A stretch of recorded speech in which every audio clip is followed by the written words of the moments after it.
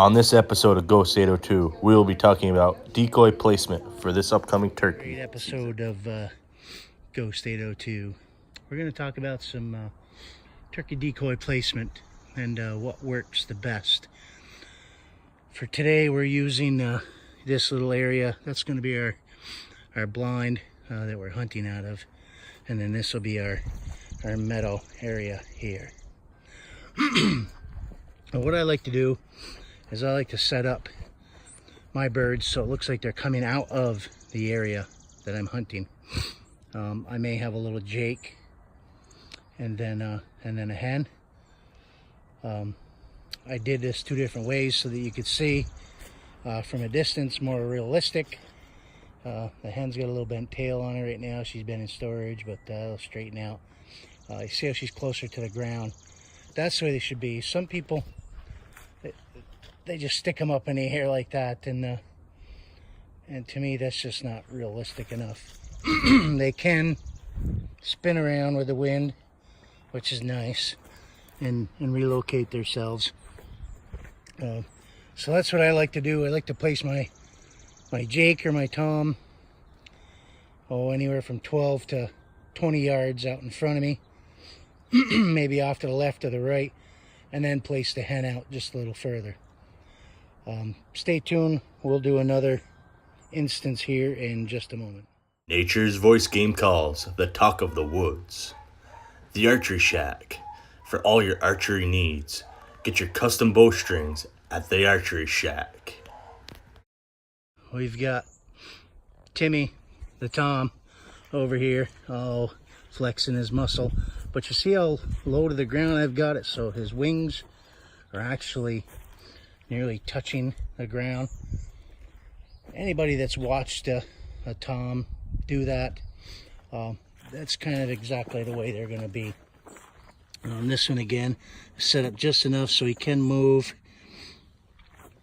but again I'll place him so he's kind of pointing, walking sideways, strutting around, because they'll go left and right. And then I've still got my little henny penny over here. Again, our hunting blind is back here 20 yards. So there's another setup for you that seems to work pretty well. Again, you'll notice I've got them two coming out of actually where I'm sitting. And then I place the tom kind of at an angle, depending on how the ground is, heading toward or strutting back and forth to the hen. Lock Technologies, the most effective technology in scent control. This one will, excuse me, will really get a dominant tom wound up. You'll see how this tom is he's flexing himself, and I might fold his tail feathers in, but see how I've got him on the hen. And then you can do some purrs and off in the distance to bring him in.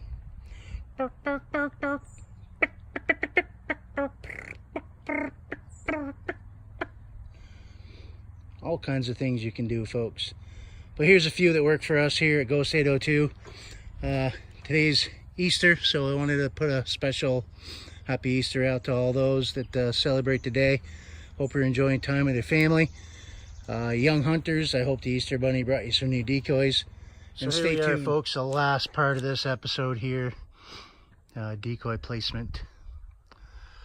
You see that one spun around with the wind. She's kind of looking toward the tom and the jakes now. That might alert other turkeys to possible danger in the woods. What is she looking at? Is she looking at Timmy? Or is she looking at Jesse the jake? Or is she the boss hen looking for the rest of the team? The reason I like to put the jakes and the toms in closer to me, because when that big old tom comes in that wants to create dominance, he's going to whoop up on them and not her. Sometimes I'll have a couple, 3 hens out further, maybe one laying down and couple feeding or walking around or whatever. But you already see how the wind spun Timmy around as well, because that's our blind in there, remember. So that's the reason for putting the Jakes and the Toms closer to you, offering you up the shot, and the hens out further. I hope these little tips helped. This is the Fox signing off. Ghost State 02.